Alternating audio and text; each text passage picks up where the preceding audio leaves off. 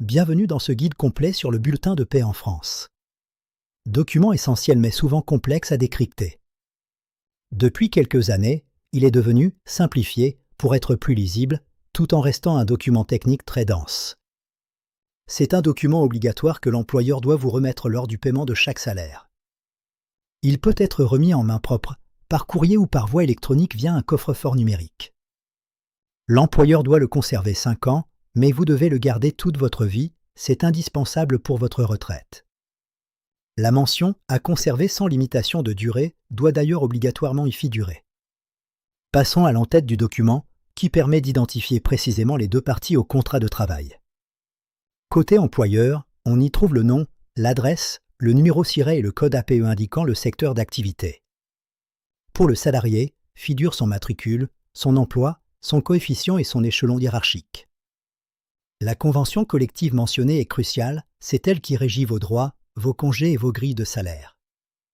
Entrons maintenant dans le vif du sujet, le corps du bulletin, là où s'effectue le calcul du salaire final. Le salaire brut commence par le salaire de base, calculé selon votre nombre d'heures et votre taux horaire. On y ajoute les heures supplémentaires, souvent majorées de 25 ou 25%. S'y ajoutent également vos primes, comme l'ancienneté, ainsi que les éventuels avantages en nature comme un véhicule.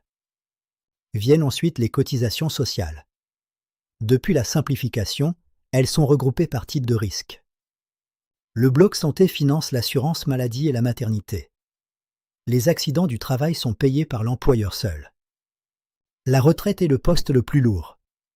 Le bloc chômage finance désormais vos droits via France Travail. On déduit également votre part pour les titres restaurants et la cotisation à la mutuelle obligatoire. A l'inverse, l'employeur vous rembourse obligatoirement au moins 50% de votre abonnement transport. Terminons par les mentions fiscales, tout en bas de la fiche, là où se trouvent les chiffres qui vous intéressent.